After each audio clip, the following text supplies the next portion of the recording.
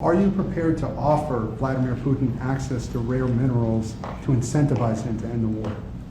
We're going to see what happens with our meeting. We have a big meeting, and it's going to be, I think, very important for Russia, and it's going to be very important for us, and important for us only that we're going to save a lot of lives. Look, we have a meeting with President Putin tomorrow.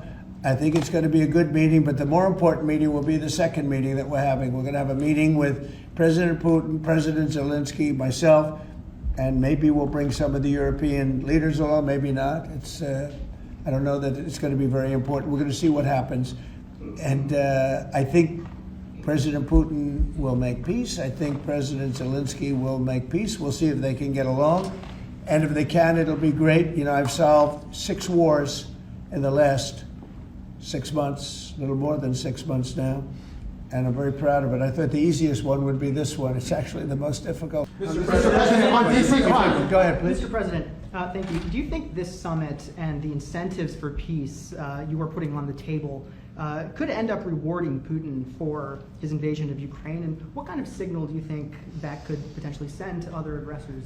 No, I don't think it's a reward. I think that what we have is a situation that should never have started, should have never started. It didn't start under me, and for 4 years it wasn't even discussed. And I could see it was going to happen after I left. I could see what was happening. Everything that we did was wrong. Everything that was done was wrong. Everybody's to blame. Putin's to blame. They're all to blame. This is a war that would have never happened. Mr. President, on DC climate, sir. The other question, Mr. President. does Putin have a strong hand tomorrow? Well, he came to our country, and I heard CNN fake news talking about that was a big win for him. Normally, he would say the opposite, but they said, oh, it's a big win that he came here. Normally, he would say the opposite, he came here. I think that President Putin would like to see a deal. I think if I weren't president, he would take over all of Ukraine.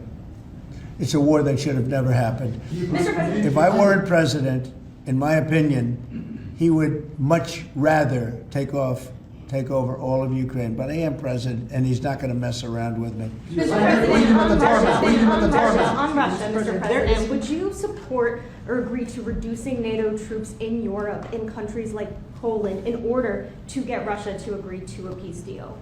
That hasn't been put before me, and I'll think about that for later, but it has not been put before me. Go ahead. Is anything less than an unconditional and immediate ceasefire a victory for the U.S.? Tomorrow? Yes. Well, tomorrow we'll see. I say, I don't know where that comes from. It's sort of not a good question. I would say that tomorrow all I want to do is set the table for the next meeting, which should happen shortly. I'd like to see it happen very quickly, very shortly after this meeting. I'd like to see it actually happen maybe in Alaska, where we just stay because it's so much easier.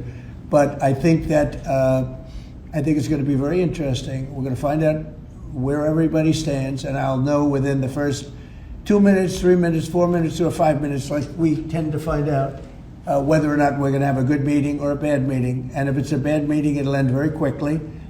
And if it's a good meeting, we're going to end up getting peace in the pretty near future. Okay? How about one more?